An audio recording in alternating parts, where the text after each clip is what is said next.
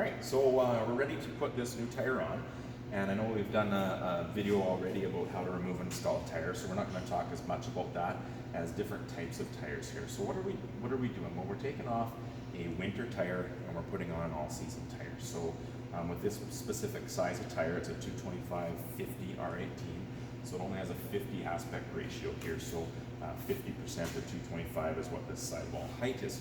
So in this size of tire, they did not make an all-weather tire. So an all-weather tire being an all-season tire with that winter rating.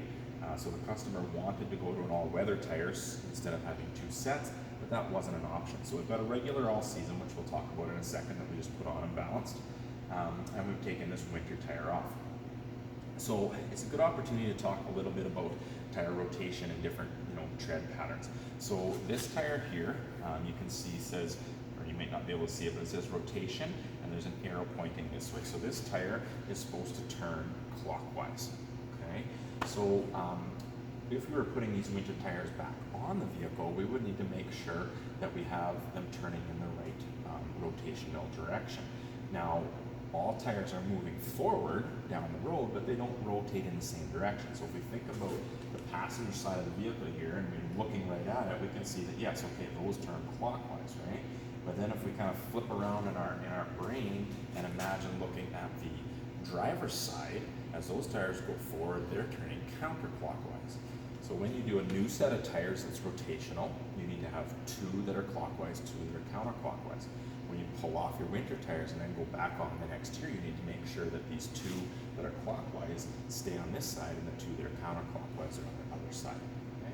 So then how do you rotate a tire like that? Well, all you can do is go front and back. Now some people would mark on here with tire chalk, this came off of front right, but that doesn't mean you're going to put it back on front right. What you want to do is take a look at the tread.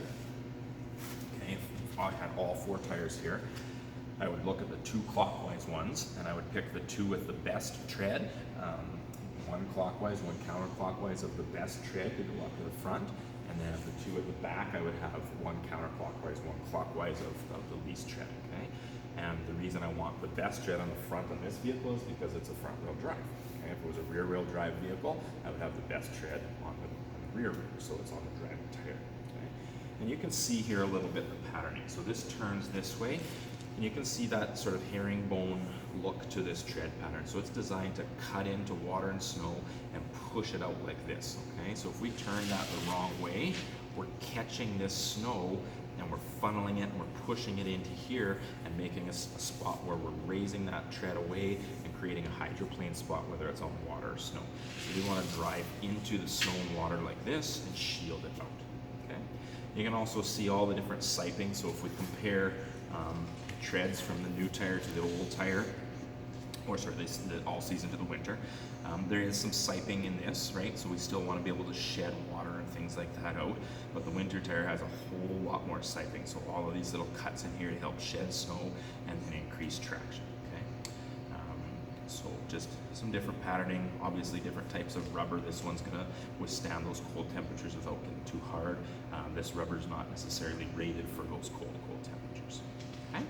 So that's the two different styles. But now we're changing rims too. So this is not a factory rim that we just balanced, and it has a different size center circle. Okay, so this centering circle here is a different size than the hub-centric circle on the hub. So we need to have a spacer here, and so that's what that is. So that spacer would go in behind here, okay? And we can slide it up on this hub here so that when I take and put that rim on, it's going to take and center itself around there with that spacer, okay? So that's really important to make sure that we have that. Otherwise, you're going to have the hub turning here, tire off center, and it's like you're turning an egg and you're going to get that shaking because this is a hub-centric rim that centers itself on that hub, okay? And then, then the rest is the same, putting lug nuts on, torquing of what that other video showed. So, yeah, that's it.